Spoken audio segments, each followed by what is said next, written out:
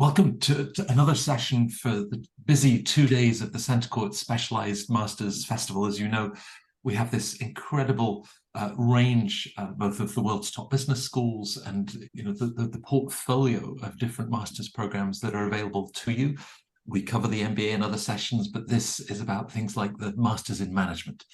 And of course, one of the top ranked schools for that is based in Madrid, the IE Business School that I always love to go and visit. Now they've got this spectacular new campus on the Madrid skyline, and which is behind Alberto Alvarez, who is a senior manager of business and management at IE Business School. Great to have you with us. And also joined by Joshua Danis. Joshua did his master's in management at IE back in 2020. We were reflecting earlier, it seems a long time ago, but he still has a lot of connection with the school because though his studies originally in geology and earth sciences, he will tell you all about his background and time that he spent working with Amazon, but now he's an associate director for IE in their Canadian office. So great to have both of you with us. The Masters in Management is such a strong program among many others at IE. So maybe, Alberto, you can give us that bigger picture about the school, about such a dynamic culture, so heavily international. What really makes IE stand out for you? Yeah, of course. I would say there's a couple of elements when it comes to, specifically IE and also the Master in Management. For starters, this is actually our 50th anniversary. So we were founded in 1973 by a group of entrepreneurs. And so what this means is that entrepreneurship is definitely within our DNA, and that is definitely reflected in all of our programs, but specifically all of our business school programs. So I think that's something that definitely, makes it unique. And then also, I think you mentioned it earlier, just how diverse our students are, and also professors, and just all around diversity. Not only is it part of our pillar, but it's also we strive to really invite and attract the most diverse group of students. So this means we like having people that have studied business and economics, but also people who have studied theater and the arts. Again, I think that also definitely adds a lot of value, and also just where they come from in terms of geography speaking. So I would say kind of those two aspects definitely make our programs and the Master in Management definitely a very unique and exciting program to study. Well, let me first wish you happy birthday. I've been following the school for at least 25, maybe 30 of those 50 years. It's been an incredible story of growth and development, but lots of personal growth and development for all of the students come through. You'd mentioned, Alberto, that sort of entrepreneurial heritage and a very international outlook. So tell us a little about the MIM, which is at that early career stage. Typically, there's already a lot of diversity with what people might have studied. But who do you really feel that it's intended for? Yeah, I would say it's intended for everybody. I think the most important thing is that it is for younger profiles, so for junior profiles, and so this means that we actually have a maximum years of experience that our students can study, and this is no more than 2 years. Okay. And apart from that, it really is for anybody and everybody. And that's with the help of kind of just the curriculum. So the first half of the program, it's actually quite already defined, and let's say it's core 1 and core 2, and then the second half of the program, it's actually customizable. And so that's with the help of being able to choose a group of different concentrations in term 3, and lastly in term 4, where you actually are able to choose 5 different electives, and again you have a group of 50 different courses that you can choose from. And so again, that's why I say it's made for everybody, and I think again we don't actually have an ideal profile, and so that's just because you can have people who already have kind of the business background, the business vernacular already set in stone, but that's also not it's not a requirement either. Well, Joshua, you're a great example. I mentioned geology and earth sciences at Brandon University, and perhaps early stages, not knowing quite which direction your career would take. So what led you to think about business school, and of course then choosing the Masters in Management and specifically IE?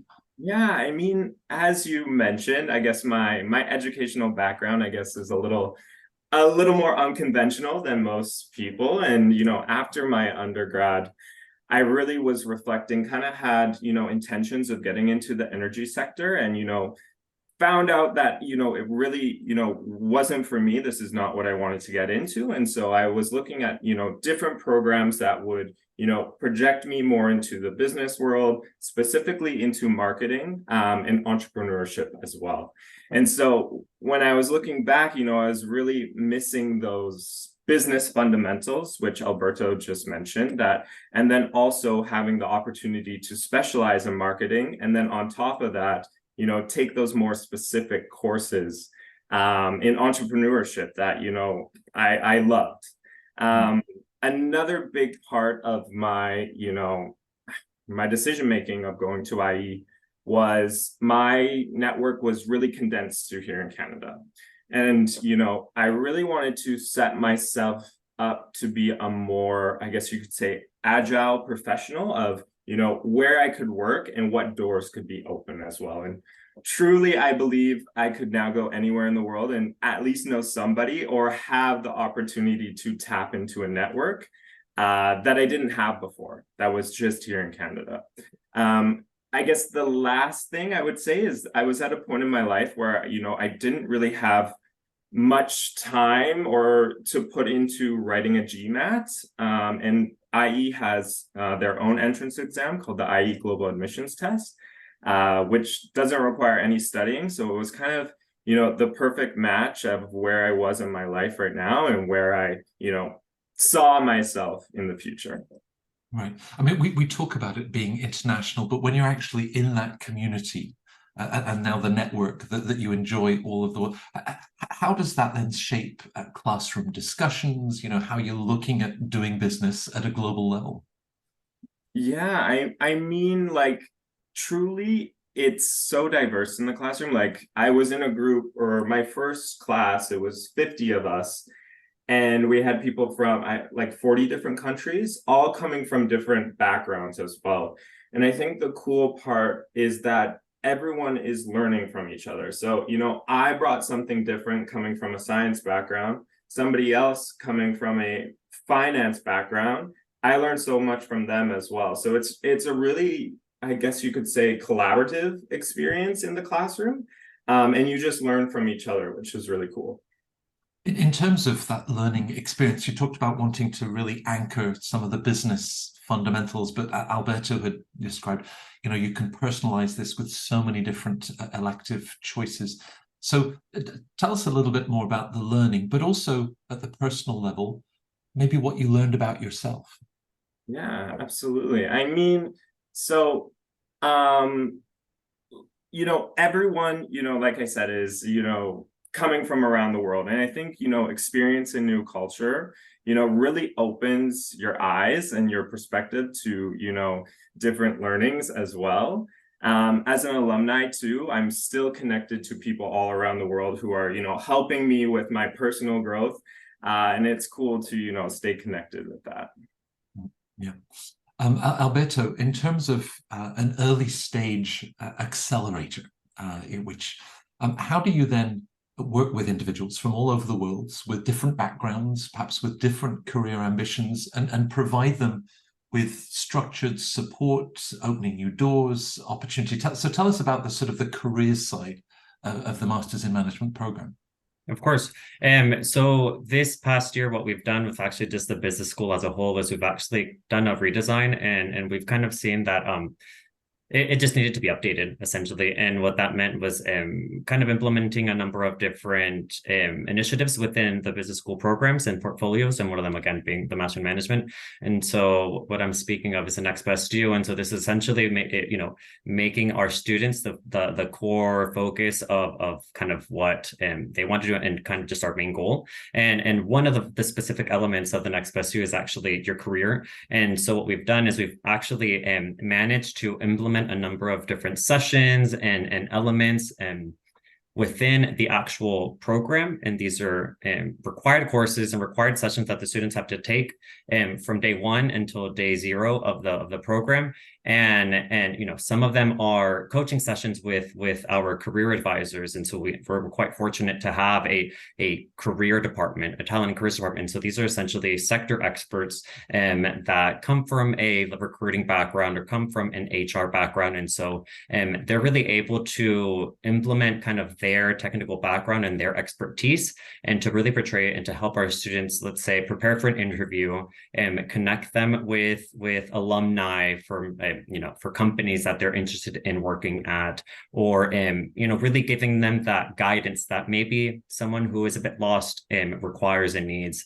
And so again, I think that really allows our students, and this is for anyone from those who know if they want to end up in consulting to someone who wants to make a career change or go into a sector that's completely opposite of their undergraduate degree. It gives them that opportunity to really be successful when it comes to their postmaster's goals. Well, we have our hashtag for this session together, hashtag next best you. And Josh, as you entered the program, already mindful, perhaps, maybe a career in energy wasn't the right next step for you, think about marketing already, to actually sit down and work with career coaches in a very structured environment versus things that you can read on the internet. How did that then help you in structuring, getting a sense of your strengths and next steps? Yeah, I mean, I remember from day one, I met with a career counselor at the school. And even though I didn't have, a clear idea of the projection I wanted to go, they made me feel comfortable with, that's okay. You're here to kind of explore and see what options you have in the future.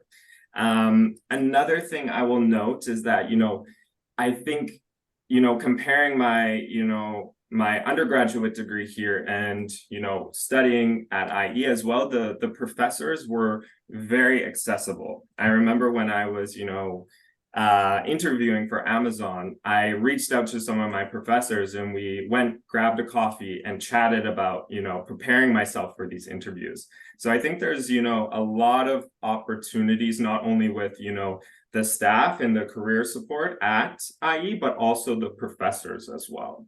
And I remember, coming back to Canada as well, working, there's a big alumni group here, and every major city basically has a WhatsApp group where the alumni are constantly, they're very active. And so that also helps as well. Here in Toronto, actually, the alumni group meets once a month just to, update each other, see where everyone's at. Maybe somebody, has a job opening. So I feel, really well connected, even here in Canada as well. The support that you got, you nailed the interview with Amazon, you got the job, and next steps. But because, of course, it does continue, in the years that follow. After 50 years, Alberto, that's a significant alumni network. Now, what do employers sort of share as feedback? What is it that they most appreciate about IE students? Yeah, of course. I would kind of, and I think you asked this question earlier in terms of kind of learning experience. I think that's something that employers really appreciate and really, let's say, cherish from our IE alumni. And what I mean by this is we work with the case study method. And so this means that our students don't, let's say, have to read a textbook where they learn about strategy.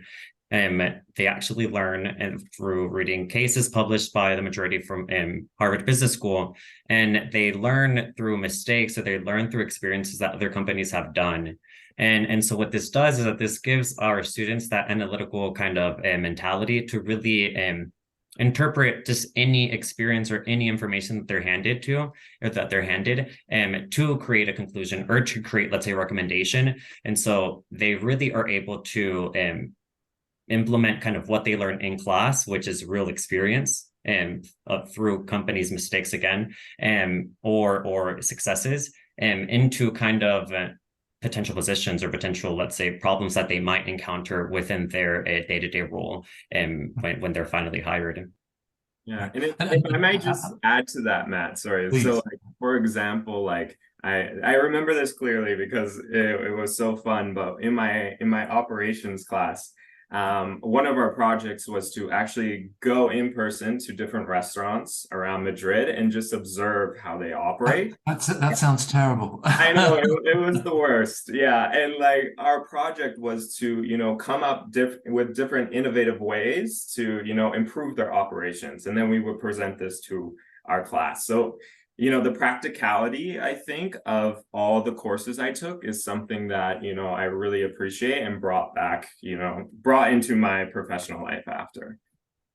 And whether back in 1973 or when Josh graduated just 3 years ago, Alberto, the fact that it's applied learning and through the case method, does that then sort of bring a level of agility? The world keeps moving. You have to keep pace with that. Now we've got AI and how we integrate that. So is the curriculum itself constantly evolving to reflect those changes? Of course. And we just did a relaunch of our traditional MBA program, and this is, let's say, our flagship program.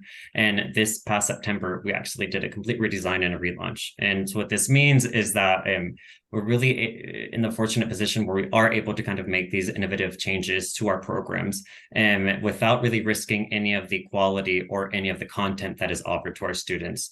And I think, this is also reflected within our master in management, and also on top of that, with the case study method, this means that cases are constantly and continuously being published, where our professors have access to them, so they're really able to integrate these, newer, updated cases into their classrooms. For example, I also studied one of the MBAs at IE, and I learned about, for example, Pokemon Go, just to kind of give an example of, it might be a bit outdated, but at the end of the day, it's still something super relevant. And it's something that a lot of, people all over the world are still, let's say, super addicted to, per se. Yeah. Yeah. Well, Joshua, clearly I need to come to you for any restaurant reservations in I got you. in Madrid. So there's all of that, learning technical skills, the business fundamentals.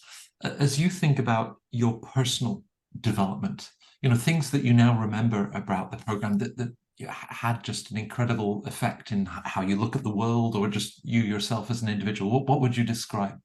Yeah, I mean, so a lot of the work that we did is group work.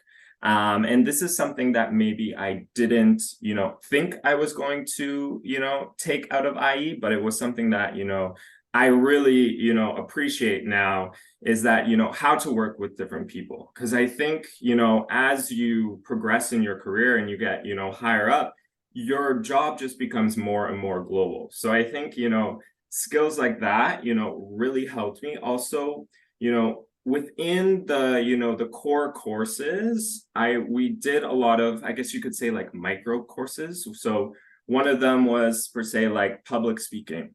And I think now this has, helped me a lot with, how to maybe adapt my conversation or how to speak in front of people.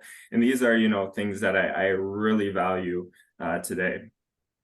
Now, you crossed an ocean for the next steps in your business education and your career. So for viewers at Centre Court that come from all over the world, your biggest piece of advice as they think about, heading to business school and I in particular? Yeah, I mean, so I guess this one probably sounds easy, but the first thing I think you need to do is just do your research. You're going to school not only for the program that you're doing, but for a lifelong community. So I think it's important to, really know if your values align with the school. Are you going to be a proud alumni to, represent this school in the future? Another thing that I think is, really important for people thinking about, doing a master's is what is your personal ROI? Because I think it's different for everyone. It's not always just salary. For me, it was, I wanted to, experience a new culture. I wanted to have a global network. I wanted to learn how to start my own business and, have an entrepreneurship mindset and be surrounded by entrepreneurs. So these were things that, contributed to my ROI. And I think, it's important for people to really maybe take a step back and reflect on, what you truly want to get out of this and if you align with the school. As part of that self-reflection, Alberto, I'm sure this is a question that you and your colleagues at IE get a lot. The Masters in Management at an early stage in your career versus waiting perhaps another 3-4 years to do a full-time MBA program. How do you like to sort of advise them to think about those different options? Of course. I would say that, the Master in Management, it's a great opportunity to really sample and kind of explore at a very early phase in your career, and to really, let's say, try a number of different things. And that's, through the help of kind of the core period where you touch on strategy or marketing or accounting, etc. But also, with the electives, you're also able to choose a variety of different courses before even starting your career. So you're really able to really understand and kind of practice and see what are some of the interests that you really want to dedicate in terms of kind of your long-term goals. Versus in the MBA, where you make a pause within your career to either upskill or to make a change. So it really gives you kind of that early kind of exploratory experience and opportunity. So next steps, and Josh, I'll start with you. And of course, you mentioned the vibrant Canadian network, but this is replicated all over the world. Perhaps the value of having conversations with alumni from the school, just to get a better sense of the personality and their experience. I mean, the alumni here, or sorry, what was your... Just in general, for our viewers, next steps to connect with alumni. Yeah, I guess the first thing, that we've mentioned before, IE has 30 offices around the world. So this is a local point of contact that not only you have as a student, thinking about going to IE and going through the application process, but also alumni coming back as well. And also they can connect you with, different alumni in the area. And I think that's the best way to learn, if a school or a program is right for you, is talking to alumni. Yeah.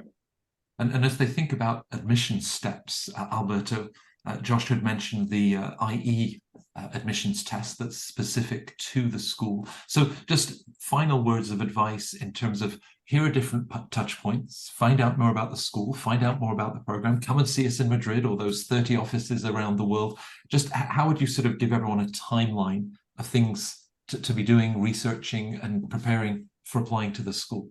Yeah, of course. I would say I think we've really managed to simplify the application process as much as possible. So I think that really allows for our candidates to dedicate as less time as possible to that application, but also just to simplify their experience as well, just because our candidates are busy people, and some of them are currently studying, some of them have entry-level jobs, which is a lot of requires a lot of time and effort. So we want to make their process as easy as possible. So definitely explore and kind of really understand what are your main goals and what are your kind of key points that you want to make sure is in your program.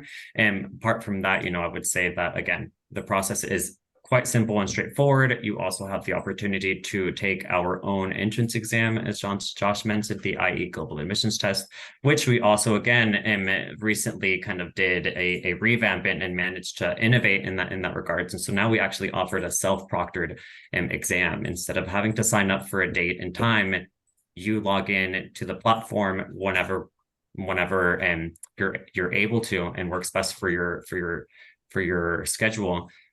So again, kind of making and simplifying that process as much as possible for our candidates to again, receive the admission as soon as possible. Well, in terms of touch points for the school, we're delighted that both of you could join us at Centre Court, find out more about your enthusiasm, your insights, wonderful experiences. Josh, good luck with finding equivalent restaurants in Canada to some of the wonderful ones in Madrid. Yeah, if you need any, let me know.